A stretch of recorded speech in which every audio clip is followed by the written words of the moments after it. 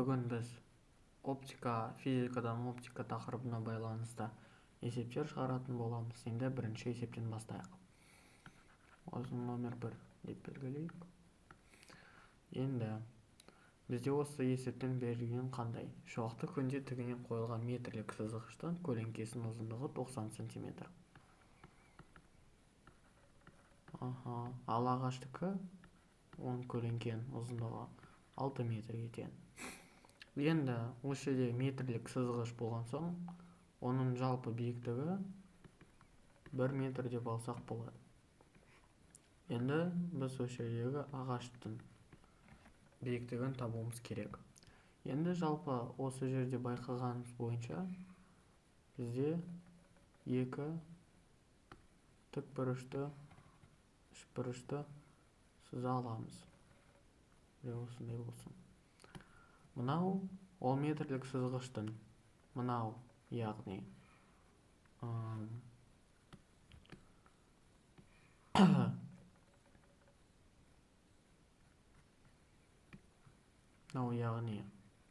метрлік сызғыштың биіктігі h болсын, ал мынау оның көлеңкенің ұзындығы L1 болсын.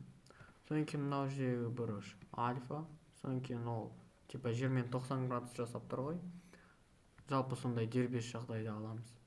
Содан кейін осы жерде ағаштың биіктігі бар. Оның, конечно, метрлік сызғыштан әлде қайда размері үлкендеу, бірақ осы жерге сүйеу үшін примерно осылай сыздым. Оның ұзындығы биіктігі h, ал көлеңкесінің ұзындығы L2 деп белгілейік. Енді осы жердегі бізде тоже альфа бұрыш и 90 градус. Себебі бізде күннің жалпы шуағы ол бір бұрышпен түседі ғой. Былайша айтқанда, мынау күннің шуағы болса, онда олардың бұрышы тең болады. Яғни мынау 90 градус. Енді 9-шы сыныпта өткен тақырыптар бойынша бізде үшбұрыштардың ұқсастығы деген нәрсе бар. Яғни осы бұрыштарды осылай белгіледім, ыңғайлы болу үшін. Енді осы жердегі бұрыш А, ол бұрыш H'-ке тең, бұрыш С тең бұрыш С'-ке 90 градус. Мынаны альфа деп белгілеймін. Сонда осы жерден шығады, осы үшбұрыш ұқсас екен. Үшбұрыш АЦБ ұқсас үшбұрыш H', С', Б'. Ол бірінші белгі бойынша солай болады. Енді осы жердегі АЦ-нан H', С'-қа қатынасы тең болады CB-нан С', Б'-тің қатынасына. Енді біздегі осы жердегі ізделінді қабырға H', С'. Сосын осы жерде оны өрнектей салайық. АЦ көйді С', Б', бөлінген CB. Немесе оны басқаша өрнектесек, H', С'-тің орнына үлкен H', АЦ-ның орнына кішкентай H, С', Б' дегеніміз L2, ал CB ол L1. Енді сәндік мәндерін қойсақ, и осылай. Жалпы бізде жауап осындай шығады. 6 бөлінген 0,9. Немесе 60 бөлінген 9 метр. Енді келесі есеп шығарып көрейік.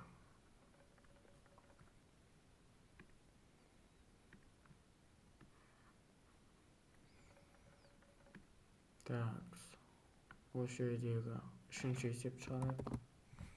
Қазір екінші есеп ол просто жеңіл. Мұның жауаптары бар екен ғой. 6-7. Негізі дұрыс. Так. Мынау сурет қаяқта.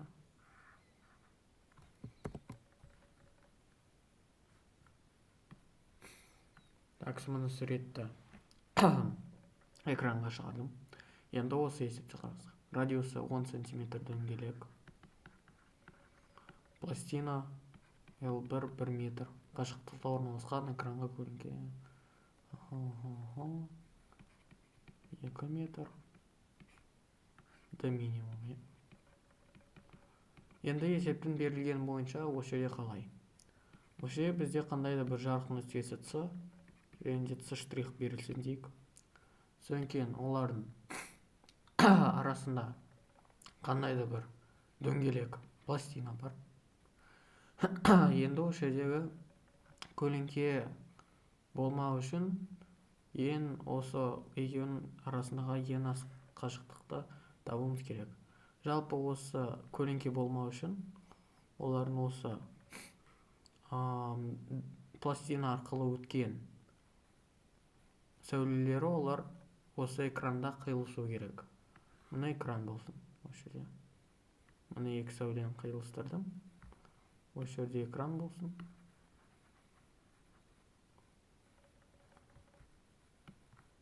Осыны осылай штрихтап қояйық. Экран болып көріну үшін. Мынау қандай да бір О нүктесі болсын. Содан кейін осы екі нүктелік зарядты қосайық. Содан кейін олардың орталарын табайық. Примерно осы жерде қояйық. Содан кейін олар бір түзу бойында жатқан соң, осыны осылай қоса салсақ болады. Енді осы жердегі осы шеңбердің радиусы қайда? Міне, осыны радиус деп белгілесек болады.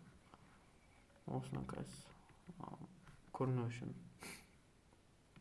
Мынау радиус,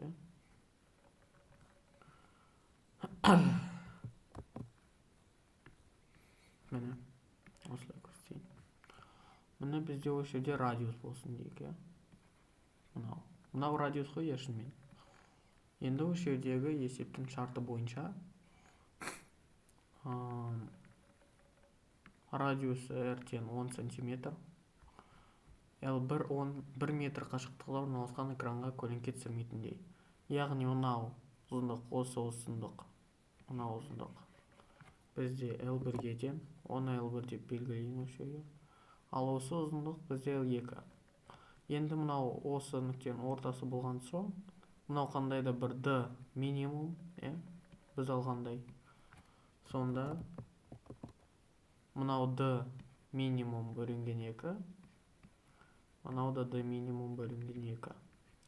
Сонда осы жерде үлкен үшбұрыш пен кішкентай үшбұрыштың ұқсастығы пайда болады. Мынау үшбұрыштың үлкен, мынау үшбұрышқа. Олар яғни сол екі бұрыш арқылы теңеседі.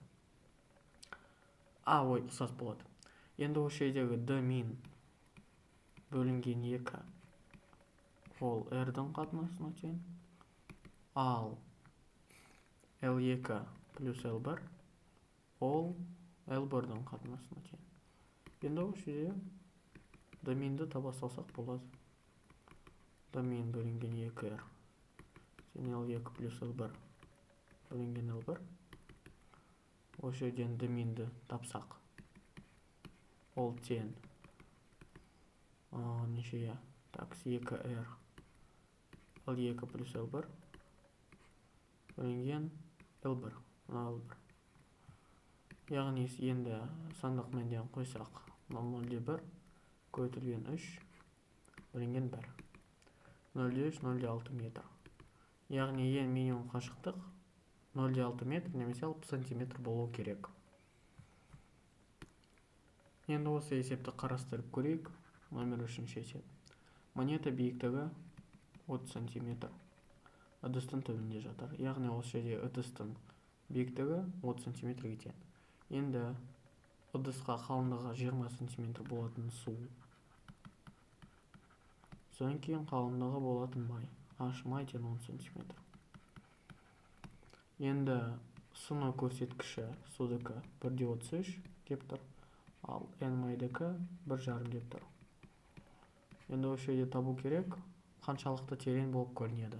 Монетаға тігінен қарап тұрған. То есть бізде осындай ыдыс болады. Оның биіктігі аш ыдыс, немесе 30 см. Содан кейін бізде су құйылады сначала. Негізі судың тығыздығы үлкенірек қой, сол үшін ол астында жатады. Примерно осы жерде. Мынау су.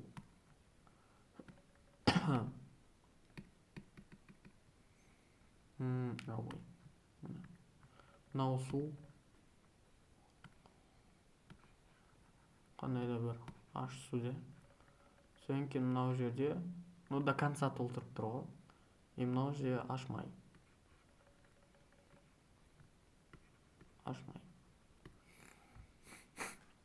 Енді аш майды, примерно қоңыр түспен белгілей салайыншы.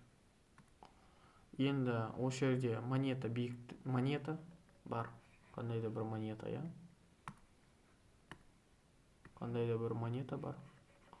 И сол адам осы жерден, то есть наблюдатель, осы жерден қараса, ол осы монетаны тігінен қарып тұрған адамға ыдыс қаншалықты терең. То есть мынау монета қаншалықты терең болып көрінеді. Енді біз осыны табайық. Бізде жалпы осындай формула бар. Біз үлкен ашты табайық, осылай белгілей салайық. Бізде жалпы осындай формула бар. Үлкен аш ол аш су бөлінген n су плюс аш май бөлінген n май. Біздің жағдайда солай. Осындай формула бар. Осының немесе h1, ал осыны h2 деп белгілесек болады. То есть адам тігінен сначала суға қарайды, содан кейін оның биіктігін көреді, содан кейін майдан көреді. И значит оның биіктігі қандай болады. Ну и солай секілді осы жерде просто h-тен h1 плюс h2, осы жерде h1 ол h су бөлінген n су, ал осы жерде h2 ол h май бөлінген n май. Енді осыны осы жерге салып қойсақ, осыны осы жерге, онда осы формула шығып кетеді. Енді сандық мәндерін қойсақ, осындай жауап примерно шығады. Так, енді осы есеп. Бізде нүктелі жарық көзі мөлдіреген шардың үстінде, оның центрінен қандай да бір h1 1 метр, содан кейін қандай да бір h2 0,8 метр, ол шар центрінен көлденең жазықтыққа. Содан кейін оның диаметрі берілген. Шардың 2,7 метр. Енді шардың радиусын r анықтаңыз. Егер шардың жазықтығы, көлеңкенің диаметрі. Енді радиусты табуымыз керек. Так, осы жерде бізде қандай да бір S жарық көзі берілсін дейік. Осыны осы жерге сала салайын, себебі суретті саламыз ғой. Содан кейін оның бойында осы қандай да бір шар орналасқан. Міне центрі О болатын, допустим. Содан кейін осы жерде осыны жүргізейік сәулелерді. Енді мынау жерде, допустим, экран болсын. Осы жердегі жалпы жазықтық ол сол экран ғой. Міне.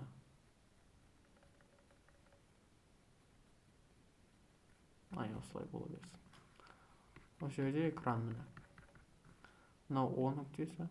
Содан кейін олар бір түсудің бойында орналасса, осыны осылай қоса салсақ болады. Содан кейін осы жердегі радиусты біз табуымыз керек. Ол осылай типа. Мынау радиус. Енді мынау бізде есеп шартының бойынша оның центрінен нүктелі жарық осы арақашықта h1, ал осы ол h2. Мынау h1 осы центрінен себеп тұр. Енді мынау общий d көлеңке диаметрі. Енді осы түзу сызық 2 теңдей бөлікке бөледі. d бөлінген 2, d бөлінген 2. Енді біз осы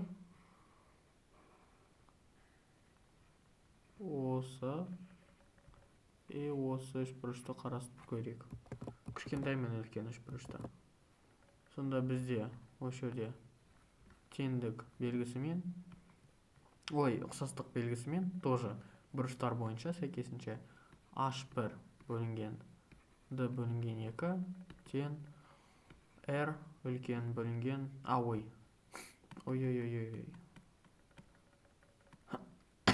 осы h1 ол h1 плюс h2, ал осы r ол d бөлінген 2. Енді осы жердегі r-ді тапсақ, ол h1 d бөлінген 2 бөлінген h1 плюс h2. или немесе осы жердегі радиус